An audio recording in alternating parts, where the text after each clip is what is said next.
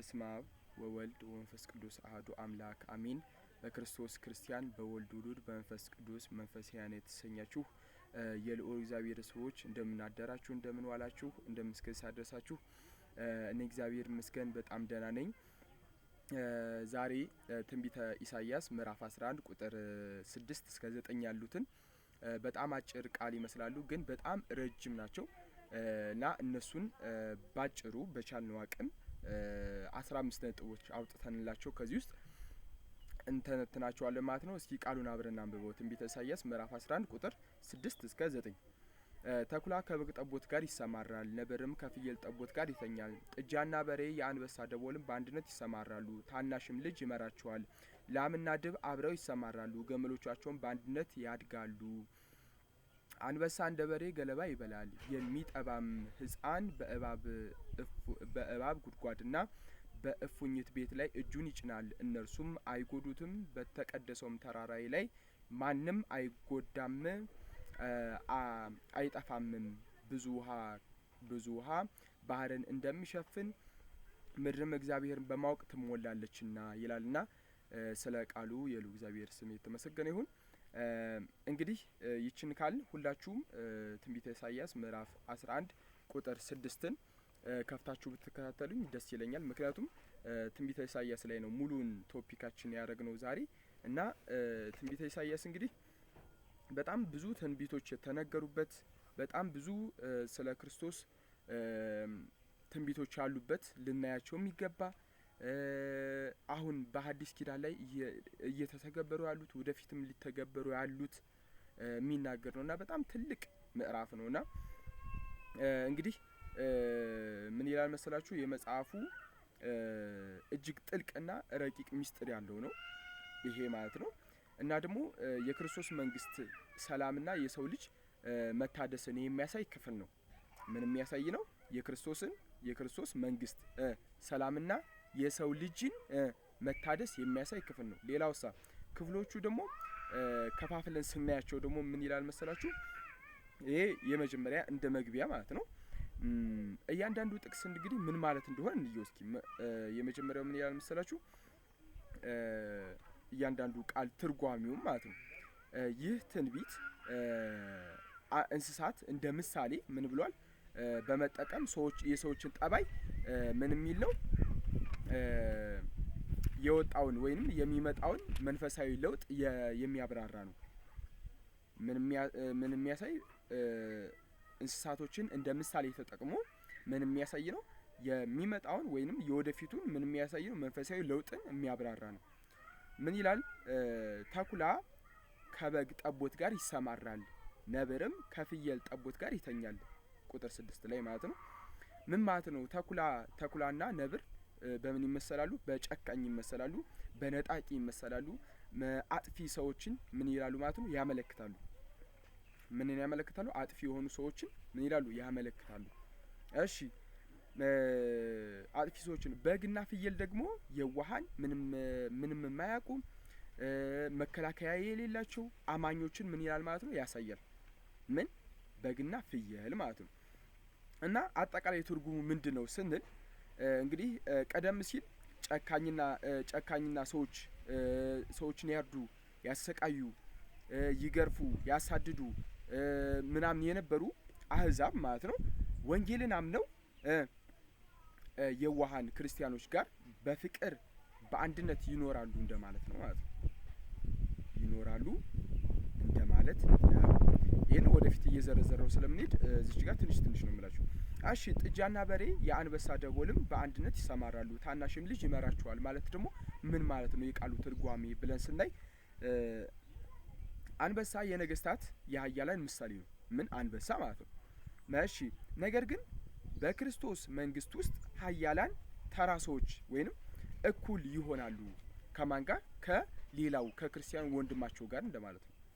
ታናሽ ልጅ ይመራቸዋል ማለት ምን ማለት ነው ብለን ስናይ ደግሞ ክርስቶስ ሐዋርያትን ወንጌል ለዓለም ስበክ ወይንም ወደ ዓለም ሂዱ እንዳለ ታናሽ ልጅ ቢናቁም ዓለምን በቃለ ወንጌል ምን ብለዋል ማለት ነው? መርተዋል እንደማለት ነው። የተናቁ ናቸው። ሲያያቸው ምንም የላቸውም፣ ሀብት የላቸውም፣ ንብረት የላቸውም፣ ዘመድ የላቸውም ምናምን ማለት ነው። ምክንያቱም ዘመዳቸውን ትተው ወጥተዋል፣ ሁሉን ነገራቸውን ትተው ወጥተዋል እና ያንን አድርገው ወጥተው ታናሽ ተብለዋል። ስለዚህ ታናሽነታቸው በምን ይመሰላል? በታናሽ ብሎ ወንጌልን ለዓለም እንዳጣፈጡ ማለት ነው በወንጌላቸው። እሺ ሌላው ደግሞ ላምና ድብ አብረው ይሰማራሉ፣ አንበሳም እንደ በሬ ገለባ ይበላል ይላል ቁጥር 7 ላይ ማለት ነው። ምንድነው ይሄሳ ብለን ደግሞ ስናይ ደግሞ ድብና አንበሳ ምንድናቸው? ስጋበል ናቸው። እንስሳት ስጋበል አዳኝ እንስሳት ናቸው። ገለባ ይበላሉ ማለት ደግሞ አውሬነታቸውን ትተው እንደ ቅዱሳን በቅሬታና ወይንም በትህትና በጾምና በጸሎት በታጋሽነት መኖር ይጀምራሉ እንደማለት ነው። ምን ሲያደርጉ?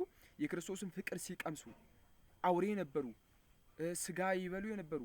ስለዚህ የክርስቶስን ፍቅር ሲቀምሱ ማለት ነው መጾም ይጀምራሉ፣ መጸለይ ይጀምራሉ። በቃ ይሄ ስጋ በልነታቸው አዳኝነታቸውን ይተዋሉ ማለት ነው። የክርስቶስ ፍቅር እንደዚህ ያደርጋል እንደማለት ነው። እሺ ሌላው ደግሞ ቁጥር 8 ላይ ደግሞ እንግባ። ቁጥር 8 ላይ ደግሞ ምን ይላል? የሚመጣውም ሕፃን በእባብ ጉድጓድ ላይ እጁን ይጭናል ይላል ቁጥር 8 ላይ። ይሄ ደግሞ ምን ማለት ነው ብለን ስናይ ደግሞ እባብና እፉኝት የሰይጣንና የክፋት ምሳሌዎች ናቸው። ከዛስ በኋላ በክርስቶስ ያመኑ ክርስቲያኖች በመንፈስ ሕፃን የሆኑ የዋሃን ናቸው። እፉኝትና እባብ የምንድን ናቸው? የክፋት የሰይጣን ምሳሌ ናቸው። ይሄሳ ሕፃኑ ልጅሳ ምንድነው? የክርስቲያኖች የዋሃን ምሳሌ ነው። ከዛስ በኋላ ሰይጣንና ክፉ መናፍስት መርገጥና ማሸነፍ ስልጣን እንደተሰጣቸው ያሳያል። ማን? ክርስቲያኖች ምን እንደተሰጣቸው? ሰይጣንን ክፉ መናፍስትን መርገጥ ስልጣን እንደተሰጣቸው ያሳያል ማለት ነው። ምን ብሎ ቁጥር 8 ላይ የሚጠባም ሕፃን በእባብ ጉድጓድ ላይ ምን ይላል? እጁን ይጭናል። ይሄ ምን ያሳያል ማለት ነው? ክርስቲያኖች ስልጣን እንደተሰጣቸው፣ ነጻነት እንደተሰጣቸው፣ ከሰይጣን እነሱ ጋር እንደማይሰራ ያሳያል ማለት ነው። እሺ ሌላው ደግሞ ቁጥር 9 ላይ ደግሞ ምድር እግዚአብሔርን በማወቅ ትሞላለች። ቁጥር 9 ላይ እንደዚህ ይላል፣ ምድር እግዚአብሔርን በማወቅ ትሞላለች። ይህ ሁሉ ሰላም ሊመጣ የቻለው ወይንም የሚመጣው ማለት ነው በክርስቶስ የማዳን እውቀት ወይንም በወንጌል ብርሃን ስለተሞላች ነው። በወንጌል ብርሃን ስትሞላ ምድር ምን ይላል ማለት ነው?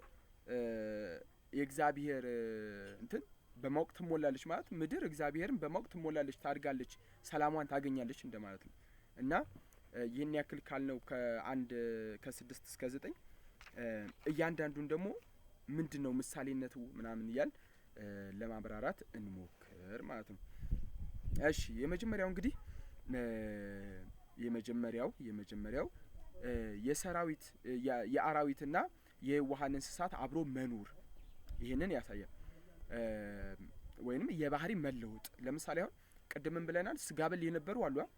እነዛ ስጋበል የነበሩ ገለባ ይበላሉ ተባለ። ገለባ የሚበሉት ላምና ናቸው።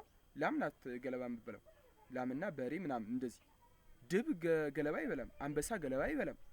ይሄ ባህሪያቸው መለወጥ፣ የእንስሳቱ የአራዊቱ የዋሃን መሆን፣ አብረው መኖር፣ የሚያድኗቸው ጋር አብረው መኖር መቻል ማለት ነው። እሺ ብለን እንግባ እስኪ ወደ ውስጥ። በተፈጥሮ ሕግ ተኩላ ምንድነው? በግን ምን ይላል? ያድናል። ተኩላ በግን ያድናል። እሺ ነብርም ፍየልን ምን ይላል? ይሰብራል። ከዛስ በኋላ ይህ ጥቅስ ግን ምን ብሏል? ይህ ጥቅስ ላይ ግን አብረው ይሰማራሉ፣ አረ ይተኛሉም ይላል። ተመልከቱ፣ አብረው ይሰማራሉ፣ ከዛስ አብረው ሁላ ይተኛሉ እንደማለት ነው። ከዛስ መንፈሳዊ ትርጉሙ ምንድነው ብለን ስናይ ደግሞ መንፈሳዊ ትርጉሙ እግዚአብሔር ስለዚህ እዚህ ጋር እየተናገረ ያለው ስለ እንስሳቱ ተፈጥሮ ሳይሆን ስለ ሰው ልጅ የሰው ልጆች የባህሪ መለወጥ ነው። ስለ ሰው ልጆች ምንድነው የባህሪ መለወጥ ይሄ ተኩላና ነብር በተኩላና በነብር የተመሰለው ምንድን መሰላችሁ? ይሄ ክፉ ሰዎች፣ ነጣቂዎች፣ ጨካኞች እነዚህ በተኩላ ተመስለዋል ማለት ነው። በተኩላ ተመስለዋል እና ደግሞ በኃጢአት ምክንያት አውሬ የሆኑ ሰዎች ማለት ነው ያመለክታል። አውሬ የሆኑ ሰዎችን በምን በኃጢአት ምክንያት። ከዛስ በግና ፍየል ደግሞ እዚህ ጋር ደግሞ በምን ይመስላሉ ሲባል የዋሃን የትሁታን አማኞችን ክርስቲያኖችን ምን ይላል ማለት ነው ያሳያል። የዋሃን ክርስቲያኖችን ያሳያል ምሳሌነቱ ማለት ነው። ትምህርቱ እዚህ ጋር ያለው ትምህርቱ ምንድነው? እኛ ምን እንድንማር ይፈልጋል ስል ወንጌል ጨካኝ አመፀኛ የነበሩትን ሰዎች ልብ አስሮ እንደ በግ የዋህ እንደሚያደርጋቸው ያሳያል። እንደ በግ የዋህ ያደርጋል። ምን የክርስቶስ ወንጌል እንደ በግ ምን ያደርጋል? የዋህ ያደርጋል። እንግዲህ ቀደም ሲል እርስ በርሳቸው ይፋጁ የነበሩት ይባሉ የነበሩት የተለያዩ ብሔር ብሔረሰቦች ህዝቦች አህዛብ እና አይሁድ በክርስቶስ ምን ብለው በክርስቶስ ሲያምኑ ምን ይሆናሉ ማለት ነው? በክርስቶስ ሲያምኑ ወይም በክርስቶስ ጥላ ስር ሲሆኑ በአንድነት በፍቅር ምን መሆን ይጀምራሉ? መኖር ይጀምራሉ። ወይም መኖራቸውን ያመለክተናል። ስለዚህ የክርስቶስ ፍቅር ሲኖረን ተኩላና በግ ድብና ፍየል አንድ ላይ ይኖራሉ ማለት ነው በፍቅር። እሺ ሌላው ደግሞ ታናሽ ልጅም ይመራቸዋል ማለት ደግሞ ምን ማለት ነው ብለን ስናይ ደግሞ ያለ ነው በመሃል ላስታውሳችሁ ትንቢተ ኢሳይያስ ምዕራፍ 11 ቁጥር 6 እስከ 9 ያሉትን እያብራራ ነውና በእንስሳት የተመሰሉትን በእንስሳት የተመሰሉትን ምሳሌዎች በሰው እንደሆነ ለሰው መማሪያ እንደሆነ ማለት ነው። እሺ ሌላው ደግሞ ታናሽ ልጅ ይመራቸዋል የሚለው ደግሞ ምንድነው ስንል አንበሳና ድብ የመሰሉ ኃያላን ወይንም ሰራዊት በአንድነት ይሰማራሉ። ከዛስ በኋላ በአንድነት ይሰማራሉ።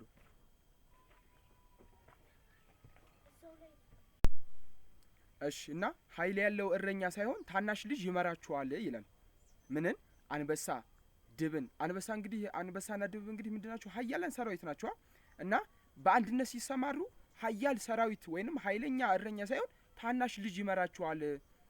ይሄ ደግሞ ምን ማለት ነው ብለን ስናይ ደግሞ ዝቅ ብለን የክርስቶስ ምሳሌ ነው። ይሄ ታናሽ ልጅ የሚለው የክርስቶስ ምሳሌ ነው። ምንድነው ብለን ስናይ ይህ ታናሽ ልጅ የራሱ ጌታ ኢየሱስ ክርስቶስ ነው። ወደዚህ ዓለም የመጣው በኃይልና በጭፍራ ሳይሆን በቤተልሔም በግርግም እንደ ሕፃን ተወልዶ በትህትና ነው። ተመልከቱት እንግዲህ ኃያል ሲሆን በጣም በጭፍራ መምጣት ሲችል በቤተ መንግስት መወለድ ሲችል ሕፃን ልጅ ወይንም ታናሽ ልጅ ሆኖ በግርግም ተወልዶ ምን አላቸው ማለት ነው? ኃያላኑን ገዛቸው ማለት ነው። እና በትህትና የመጣው ሕፃን የዓለምን ኃያላን ገዝቷቸዋል እንደማለት ነው። እና እዚህ ጋር ደግሞ የሐዋርያት ምሳሌም ነው። ይሄ ታናሽ ልጅ የሚለው የሐዋርያት ምሳሌ ነው።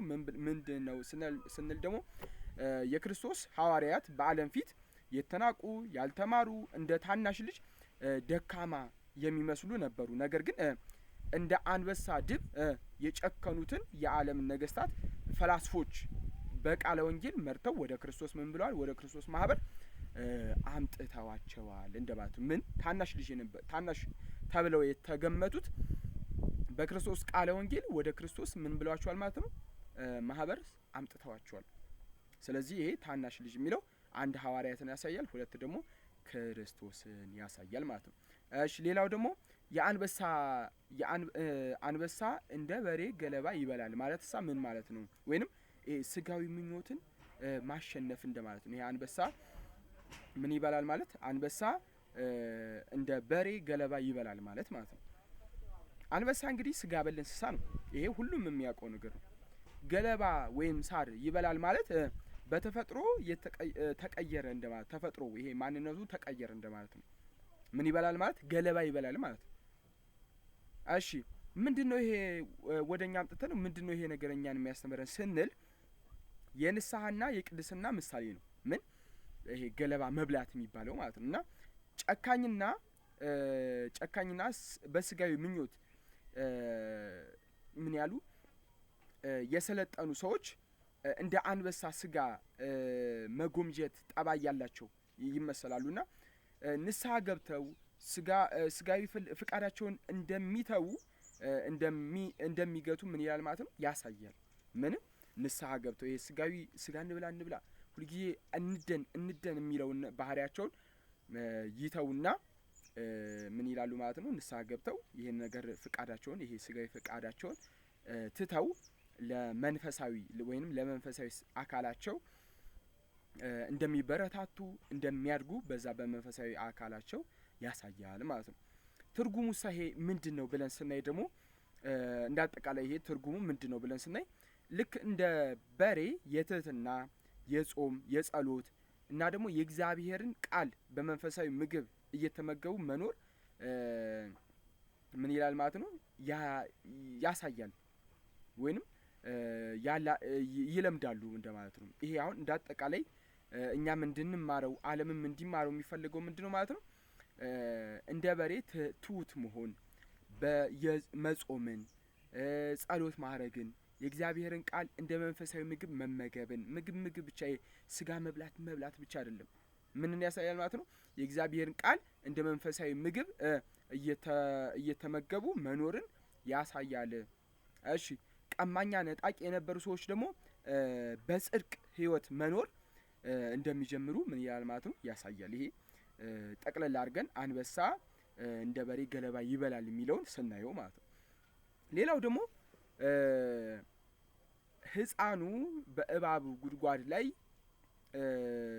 ይጭናል ወይንም ይጫወታል ማለት ምን ማለት ነው ስንል በሰይጣን ላይ የተሰጠ ስልጣን አለ ለማን ለሰዎች ማለት ነው። ምንድነው ብለን ስናይ ደግሞ እባቡና እፉኝት እንግዲህ በጥልቁ ቀንደኛ ወይንም የሰይጣን የክፋት ምሳሌዎች ናቸው። የሰይጣን የክፋት ምሳሌዎች ናቸው እነማን እባብና እፉኝት የሚባሉት ማለት ነው። በአዳምና በሔዋን ዘንድ እባብ የሰው ልጆችን አሳስቶ ምን ብሏል ማለት ነው ከገነት አውጥቷቸዋል። እሺ ሌላው ደግሞ ምንድነው የወንጌል ቃል ጌታችን በቃሉ ወይንም በሉቃስ ወንጌል በተከበረ ወንጌሉ ማለት ነው በሉቃስ ወንጌል ምዕራፍ 10 ቁጥር 19 ላይ ምን ይላል እነሆ እባብንና ጊንጥን ትረግጡ ዘንድ በጠላትም ኃይል ሁሉ ላይ ስልጣን ሰጠኋችሁ የሚጎዳችሁም ምንም የለም እንዳለ ማለት ነው። ክፉ መናፍስት አማኞች ላይ ጉዳት ማድረስ ወይንም እንደማይችሉ ጉዳት ማድረስ እንደማይችሉ ምን ይላል ማለት ነው ያሳያል። ምን ይሄ ህፃኑ በእባብ ጉድጓድ ላይ ይጫወታል ወይንም እጁን ይጭናል የሚለው ማለት ነው። ሌላው ደግሞ ምድር እግዚአብሔርን በማወቅ ምን ትላለች ትሞላለች ይላል። ምንድነው ብለን ስናይ ወይም ደግሞ የሰላሙ መሰረት የምድር ሰላሟ የሚመጣው ምንድነው እግዚአብሔርን ስታውቅ ነው። እግዚአብሔር ወደ ማወቅ ስትደርስ ነው እያለ ነው ማለት ነው። እና ይህ ሁሉ ፍጻሜው እንግዲህ ምንድነው ሰላም ፍቅር አንድነት ሊመጣ የቻለው ምንድነው ማለት ነው እንዴት ነው ስንል ወይንም እንዴት ነው ብለን ስንጠይቅ ለሚጠይቁ ጥቅሶች ራሱ ምን ይላል መልስ ይሰጣል። ምን ይላል ብዙ ውሃ ባህርን እንደሚሸፍን ምድርም እግዚአብሔርን በማወቅ ትሞላለች ይላል። እግዚአብሔርን በማወቅ ምን ትላለች ትሞላለች። እሺ እዚህ ጋር ዋናው መልእክት ምንድነው ስንል የዓለም ጠብ ጦርነት ጥላቻ ወይንም የሚጠፋው በፖለቲካ ወይንም የሰዎች ስምምነት ሳይሆን የሰው ልጅ እግዚአብሔርን በትክክል ምን ሲል ነው ሲያውቅ ነው። እግዚአብሔርን ሲያውቅ ምን ይላል ማለት ነው የዓለም ሰላሟ ይመለሳል ማለት። ፍጻሜው ምንድነው ስናይ ደግሞ ፍጻሜው ምንድነው ብለን ስናይ ደግሞ እግዚአብሔር እንግዲህ በትክክል ፍጻሜው እግዚአብሔርን ማወቅ በልባችን ሲሞላ ወይንም በሰውነታችን ውስጥ ያለው ክፋት ቁጣ ምን ይላል ማለት ነው ይጠፋል። እግዚአብሔር ማወቅ ስንችል እግዚአብሔርን የሚያውቅ ሰው ነው ማለት ነው ውስጡ ክፋት ያለው ውስጡ ክፉ ሰው ካያችሁ ምንድነው ማለት ነው ያ እግዚአብሔር ማወቁ በውስጡ የለም እንደማለት ነው። እሺ ባህር በውሃ እንደሚሞላ የሰዎችም ልብ በእግዚአብሔር ፍቅር ምን ይላል ማለት ነው ይሞላል። ስለዚህ የእግዚአብሔር ፍቅር ያለው ሰው ያስታውቃል። በቃ እሺ እኔ እውነተኛ ሰላም እሰጣችኋለሁ እንዳለ መድኃኒታችን ኢየሱስ ክርስቶስ ማለት ነው። ወይንም እውነተኛ ሰላም የሚሰጠን በማን ነው? በኢየሱስ ክርስቶስ ብቻ ነው ማለት ነው። እሺ ሌላው ደግሞ የእንስሳቶች ወይንም የእንስሳቶች ሚስጥራዊ ውክልና ምንድን ነው ብለን ስናይ ደግሞ ጥልቅ የአንድምታ ትርጓሜ ሲሰጠው ማለት ነው በአባቶቻችን ምን ይላል መሰላችሁ? የቤተ ክርስቲያን ሊቃውንት የእንስሳቶቹን ጥምረት እንዲሁ በተራ ስነ ባህሪያዊ ብቻ ሳይሆን በሰውነታችን ውስጥ ካሉ ፈተናዎች ከተለያዩ ሰዎች ክፍሎች ጋር ከተለያዩ የሰዎች ክፍሎች የሰውነታችን ክፍሎች ወይንም አያይዘው ምን ይሉታል ማለት ነው ይተረጉሙታል። ላምና ድብ አብረው ይሰማራሉ። ቁጥር 7 ላይ ያለውን እንየው እስኪ። ላምና ድብ አብረው ይሰማራሉ። ላም የሚለው ንጹህነት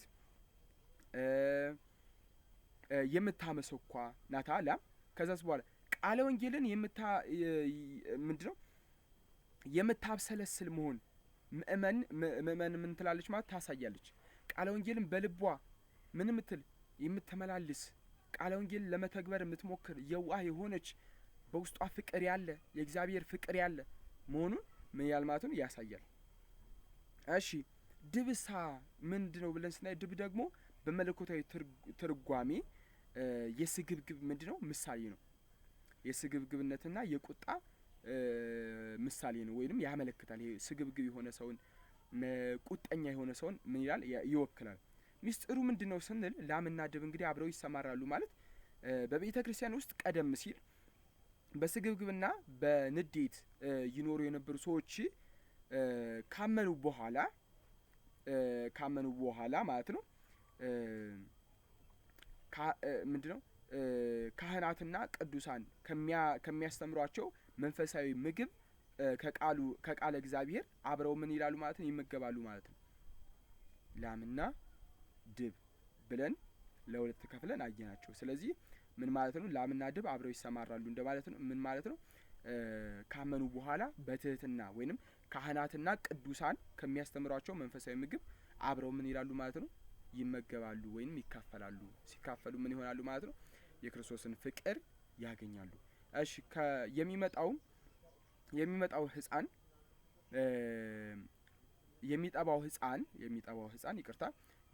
ህፃን በእፉኝት ቤት ላይ እጁን ይጭናል ማለት ሳምን ማለት ነው። ቁጥር 8 ላይ ያለው ማለት ነው።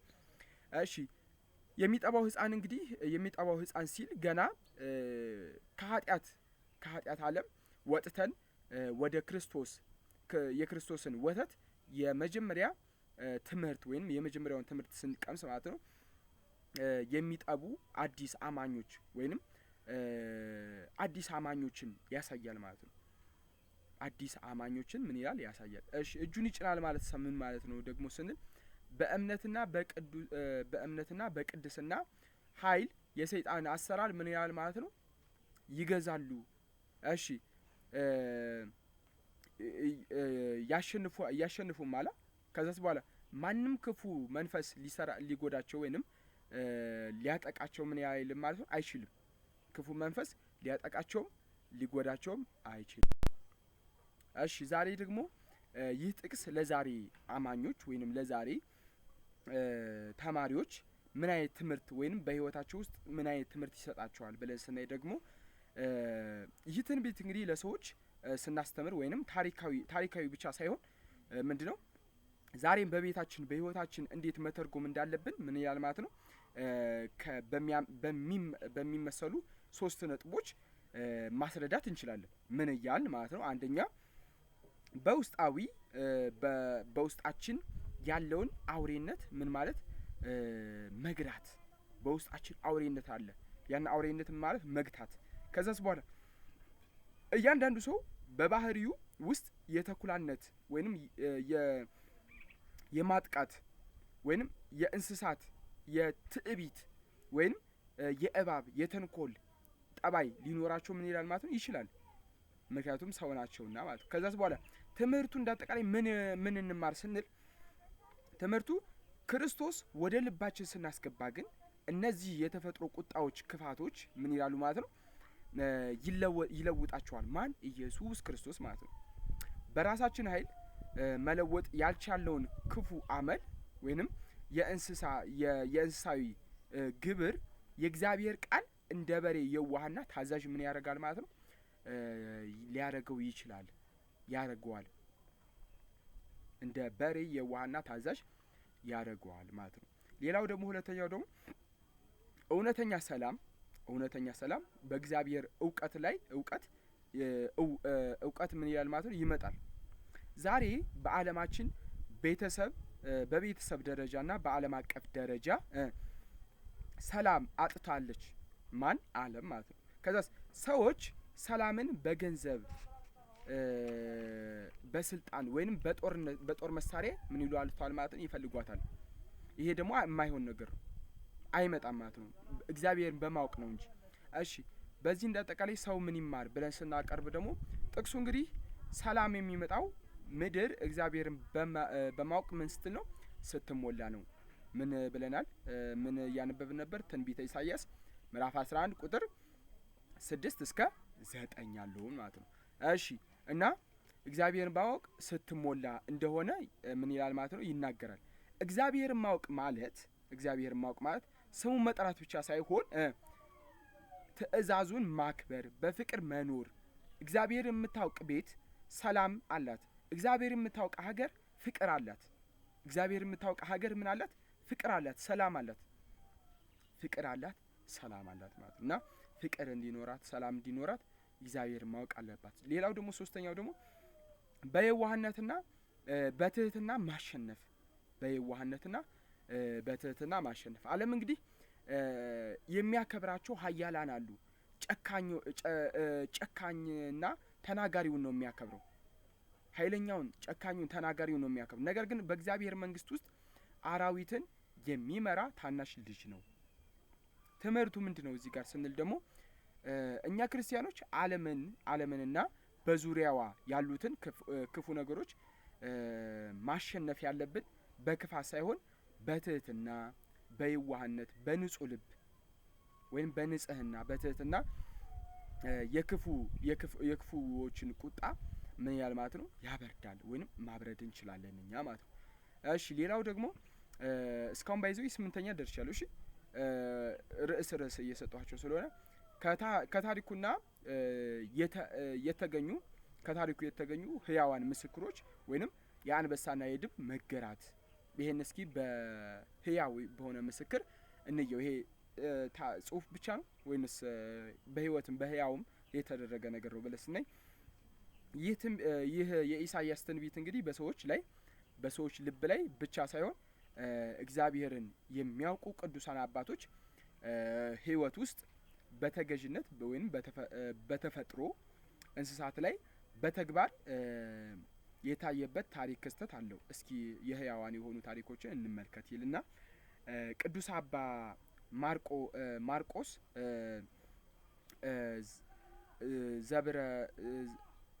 ዘብረ ሙቃ ይላል እና አባ ማርቆስ እንግዲህ የአንበሳ ምንድን ነበር? ጓደኛ ነበር እና ይህ አባት በገዳማዊ ህይወቱ በነበረበት ወቅት አንበሳ እየመጡ እግሩን ምን ይላሉ ማለት ነው ይልሳሉ። ታዛዥ ነበሩ ወይንም እየታዘዙ ምን ይሉት ነበር? ያገለግሉት ነበር። የሰው ልጅ ወደ ቀደመችው ንጽህናው ወደ አዳም የገነት ባህሪ ሲመለስ አራዊት አውሬነታቸውን ትተው ምን እንደሚሉት እንደሚታዘዙት ትልቅ መገለጫ ነው። ሌላው አባታችን ደግሞ አቡነ ገብረ መንፈስ ቅዱስ ናቸው። ረድኤታቸው በረከታቸው ይደርብን። በኢትዮጵያ ኦርቶዶክስ ተዋሕዶ ቤተክርስቲያን ታሪክ ውስጥ ይህ ቅዱስ አባት በጫካ ውስጥ ከ60 አንበሶች እና ከ60 ነብሮች ጋር አብረው ምን ይል ነበር ማለት ነው ይኖር ነበር። አራዊት እንደ በግ የዋሃን ሆነው ይከተሉት ነበር እንደማለት ነው። ይህ ጥቅሱ ደግሞ የሚለው አንበሳ እንደ በሬ ገለባ ይበላል ይላልና የሚለው ትንቢት በጥሬው ወይንም በጥሬው ጭምር በቅዱሳን ሕይወት ላይ በመፈጸሙ ምን ይላል ማለት ነው ያሳያል። በቅዱሳን ሕይወት ላይ ተፈጽሟል እንደማለት ነው። ሌላው ደግሞ ዘጠነኛው ደግሞ በተቀደሰው ተራራዬ ሁሉ ላይ ማንም አይጎዳም ይላልና የቤተ ክርስቲያን ምስጢር ነው። ይሄ ደግሞ ምን ይላል? ጥቅሱን በመጠኑ ስንመለከተው በተቀደሰው ተራራዬ ላይ ማንም አይጎዳም ይላል ወይንም አይጠፋምም ይላል። ይህ የተቀደሰው ተራራ የሚለው ቃል ትልቅ ትርጉም አለው። ትልቅ ትርጓሜ ያለው በቤተ ክርስቲያን ማለት የተቀደሰው ተራራ ማለት ቅድስት ቤተ ክርስቲያን ናት። የተቀደሰው ተራራ ማለት መሰላችሁ? የተቀደሰው ተራራ ቅድስት ቤተ ክርስቲያን ናት። ቤተ ክርስቲያን የክርስቶስ ምንድናት? አካል ናት። የእግዚአብሔር መንግስት ምሳሌ ናት። ማን? ቤተ ክርስቲያን። ወደ ተራራዬ ወይንም ወደ ቤተ ክርስቲያን የሚመጣ ሰው የዓለም ክፋት፣ ጦርነት፣ ጥላቻ ጥሎ ምን ይላል ማለት ነው? ይገባል። ቤተ ክርስቲያን ውስጥ መጎዳዳት፣ መበላላት የለም። ምክንያቱም እዚያ ያለው ህግ ምንድነው ማለት ነው? የክርስቶስ የፍቅር ህግ ነውና ይላልና በጣም በጣም በትልቅ አፈታት ነው የታየውና ሌላው ደግሞ የልብ ቅድስና ይላል። የልብ ቅድስና እንግዲህ የተራራው ሰው ከፍ ያለ መንፈሳዊ ህይወትን ምን ይላል ማለት ነው ያሳያል። አንድ ሰው ወደ እግዚአብሔር ተራራ ሲጠጋ መንፈሳዊነቱ ሲያድግ በውስጥ ያለው ክፋት ምን ይላል ማለት ነው ቀልብሶ የመተናኮል ኃይል ሙሉ በሙሉ ማለት ነው ወይ ይተውና ከዛስ በኋላ ይሄ ቅድስና ውስጣዊ ሰላም ምናምን ምን ይላል ማለት ነው ይቀበላል ማለት ነው። ወይንም ይሄ የመተናኮል ኃይል ሙሉ በሙሉ ምን ይላል ማለት ነው ይጠፋለታል። ወደ ማን ሲመጣ? ወደ ተቀደሰው ተራራ ወደ ቤተ ክርስቲያን ሲመጣ ማለት ነው። ሌላው ደግሞ 11ኛ ደግሞ ብዙ ውሃ ባህርን እንደሚሸፍን ይላልና የማይለካው የእግዚአብሔር ጸጋ ያሳያልና ብዙ ውሃን ባህርን እንደሚሸፍን ይልና ምንድነው እስኪ ብዙ ውሃ ባህርን የሚሸፍነው ብለን ስናይ ደግሞ ነብዩ እግዚአብሔርን ማወቅ በምድር ላይ የሚሞላበትን መንገድ ምን ይላል ማለት ነው በባህር ውሃ አነጻጽሮታል። ምን ብሎ የእውቀት ጥልቀት ይላልና የእውቀት ጥልቀት ባህር እጅግ ጥልቅ ነው፣ ሰፊ ነው። ውሃም መሬቱን ሙሉ በሙሉ ምን ይላል ማለት ይሸፍነዋል፣ ሙሉ በሙሉ ይሸፍነዋል። ከዛስ በኋላ ወንጌልም በዓለም ላይ ምን ሲል ማለት ነው በዓለም ላይ ሲሰበክ እንዲሁ ነው እያለ ነው ማለት ነው። ሰውን በክፋት ወደ በጎነት የሚቀይረው ጥቂት እውቀት ሳይሆን ልክ እንደ ባህር ውሃ ሰምጦ የሚያጠልቅ ሰውን ሙሉ በሙሉ የሚለውጥ ጥልቅ የእግዚአብሔር ምንድነው ፍቅር ነው።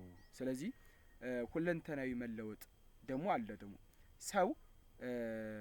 ሰው ማለት ነው ውሃ እንግዲህ ምንድነው የደረቀውን መሬት አርሶ የለመለመ እንደሚያደርገው የእግዚአብሔርም እውቀት የደረቀውን የአውሬነት የጠነከረውን የሰውን ልብ ምን ይላል ማለት ነው አርሶ የፍቅር ፍሬ እንዲያፈራ ያደርገዋል ማለት ነው። ሌላው ደግሞ 12ኛ ደግሞ ሰውን ለማስተማር የሚረዱ ተጨማሪ የስነ ምግባር ዘዴዎች ደግሞ ያሳያል ይሄ ነገር ማለት ነው። የተግባር ፍቅር መኖር የተግባር ትምህርት እንዳለ ማለት ነው። ሌላው እና ምን ይላል እዚሁ ጋር ደግሞ ጠለቅ ብለን ስናየው በህይወታችን ውስጥ በህይወታችን ውስጥ ማለት ነው በህይወታችን ውስጥ የትኛውም እንስሳ ምን ትላለች ማለት ነው ትመሰላላችሁ እናንተ። ታዲያ የክርስቶስ ይህን ጠባያችሁን እንዲለውጥላችሁ ትፈልጋላችሁ ወይንም ፈቅዳችሁለታል እንዲለውጥላችሁ? ልብን ራሳችንን ምንድን ማለት መጠየቅ ማለት ነው። ፈቅጄለታለሁ ክርስቶስ ይህን ባህሪን እንዲለውጥ እሺ ቤታችን ደግሞ ቤታችን ሰላም ነው? ቤታችን ሰላም ነውን? ትዳራችን ወይም ቤታችን የሰላም እንዲሆን ትፈልጋላችሁ? ሰላም የሚመጣው ሌላውን ሰው ለመለወጥ ወይንም ለመታገር ሳይሆን በራሳችን ልብ ውስጥ ምን ማለት እግዚአብሔር ማስገባት። ባልና ሚስት እግዚአብሔርን ሲያውቁ በመካከላቸው ተኩላነትና በግነት ጠፍቶ በአንድነት በፍቅር ምን ይላሉ ማለት ነው ይኖራሉ። ሌላው ደግሞ እንደ ምክር ምን ይላል መሰላችሁ? ወዳጄ ሆይ ነቢይ ኢሳይያስ ከሺህ ትውልድ ዓመታት በፊት ያየው ራእይ ዛሬ በክርስቶስ መንግስት ውስጥ እውን ሆኗል። ክርስቶስ ወደ ዓለም የመጣው አንበሳንና አውሬን ተኩላንና በግን በአንድነት ማዕድ ላይ ለማስቀመጥ ነው። ዛሬም ቢሆን በውስጣችን ያለው አውሬነት የሚገራው ህይወታችን እውነተኛ ሰላም የምታገኘው ምድርን ውሃ እንደሚሸፍን ልባችንን በእግዚአብሔር እውቀት ፍቅር ስንሞላው ብቻ ነው። እግዚአብሔር ሁላችንን ከአውሬነት ጠባይ አውጥቶ በቅዱስ ተራራው ላይ በፍቅር በአንድነት የምንኖርበትን የየዋሃን ልብ ይስጠን ይልና አሜን ይላልና በጣም የሚገርም ትልቅ ትምህርት ነውና እኔ ከትንቢተ ኢሳይያስ እያነበብኳቸው እያለሁ ትንሽ ሰርች ላድርግ ብዬ እቺን ሰርች አድርጊያት ነውና በጣም የሚገርም ትምህርት ነውና ሁላችሁም ትጠቀሙበታላችሁ ብዬ ስላሰብኩ ነው ወደዚህ የሚያመጣውት። እሺ ሌላው ደግሞ 13ኛ ደግሞ ላምና ድብ አብረው ይሰማራሉ ወይንም የአይሁድና የአህዛብ አንድነት ምስጢርን ያሳያል። ይሄ ላምና ድብ የሚለው ማለት ነው። በብሉይ ኪዳን እንግዲህ ህግ እንስሳት ንጹህና እርኩስ ተብለው በሁለት ይከፈላሉ። ዘሌዋውያን ምዕራፍ 11 ላይ ማለት ነው። ላም ንጹህ እንስሳ ስትሆን ድብ ደግሞ እርኩስ ወይም የማይበላ አውሬ ተብሎ ይከፈላልና የቤተ ክርስቲያን ምስጢር የሐዋርያው ቅዱስ ጳውሎስ እንግዲህ እንዳስተማረው አይሁድ ራሳቸውን እንደ ንጹህ እንደ ላም ምን ይቆጥሩ ነበር። አህዛብ በጣዖት ያመልኩ የነበሩ ወገኖች እንደ እርኩስ እንደ ድብና ተኩላ ያያቸው እንደነበር ፍጻሜው ደግሞ ለዚህ ደግሞ ማጠቃለያው ደግሞ ምንድነው? ክርስቶስ በመስቀል ላይ የከፈለው መስዋዕትነት በመካከላቸው የነበረውን ጥላቻ ግድግዳ ምን ብሏል ማለት ነው አፍርሷል። ሰው ወደ ኤፌሶን ሰዎች ምዕራፍ 2 ቁጥር 14 ላይ ምን ይላል እንደተናገረው ማለት ነው።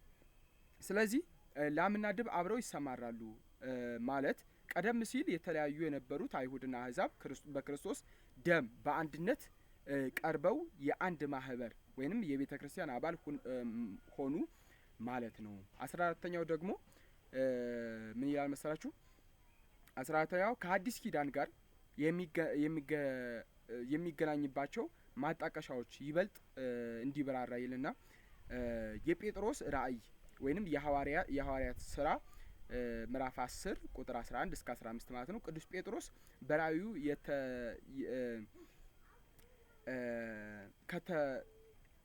ከተሰቀለው ጨርቅ ውስጥ የአራዊትና ንጹህ ያልሆነ እንስሳት አይቶ እረዱና ብሉ በተባለ ጊዜ እርኩስ አንበላም ብሎ ነበርና እግዚአብሔር ግን እኔ ያነጻሁትን አንተ አታርክስ አለው። ማንን? ቅዱስ ጴጥሮስ ማለት ነው። ይህ ደግሞ በቀጥታ የኢሳይያስ ትንቢት ያሳያል ወይንም ይገልጣል። አውሬ የተባሉትን አህዛብ በወንጌል አምነው ምን እንዲሉ እንዲጸኑ ማድረግን ያሳያል። ሌላው ደግሞ አንደኛ የቅዱስ ጴጥሮስን ራእይ፣ ሁለተኛው ደግሞ የክርስቶስ በገዳመ ቆሮንቶስ መኖር ወይንም መጾም። ቅዱስ ማርቆስ ላይ ምዕራፍ 1 ቁጥር 13 ላይ ጌታችን በገዳመ ቆሮንቶስ 40 ቀንና 40 ሌሊት ሲጾም አራዊት ጋር ነበረ ወይንም መላእክትም ያገለግሉታል ይላልና ክርስቶስ ሁለተኛ አዳም ነው።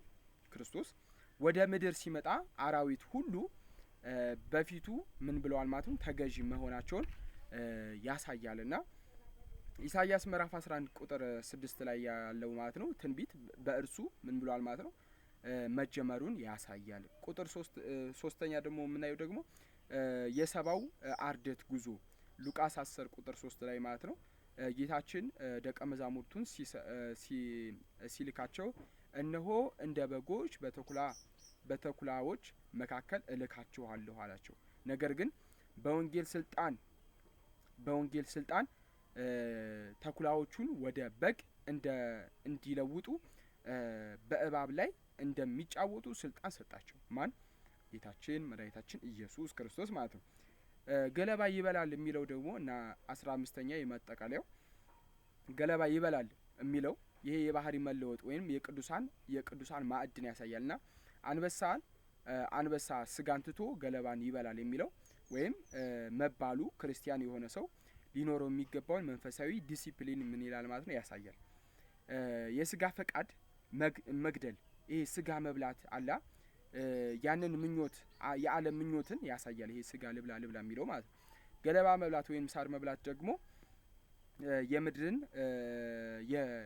የምድርን ነገር ወይም መናቅ የምድርን ነገር መናቅ በጾም መኖር ያመለክታልና የክርስቶስ ያመነ ሰው የነጣቂነት የበላተኛነት ባህሪውን ትቶ በክርስቶስ ማዕድ ፊት በንጉሱም በአንበሳው የተራበውም ሰው በሬውም እኩል ምን ይላሉ ማለት ነው ይመገባሉ ማለት ነው። እስኪ አንዲት ነገር ልድገምላችሁ እዚች ጋር ማጠቃለያ ማለት ነው። ወዳጆቼ ሆይ ነቢይ ኢሳይያስ ከሺህ ዓመታት በፊት ያየው ራእይ ዛሬ በክርስቶስ መንግስት ውስጥ እውን ሆኗል። ክርስቶስ ወደ ዓለም የመጣው አንበሳንና አውሬን ተኩላውንና በጉን በአንድነት ማዕድ ላይ ሊያመጣ ነው። ዛሬም ቢሆን በውስጣችን ያለው አውሬነት የሚገራው ህይወታችን እውነተኛ ሰላም የምታገኘው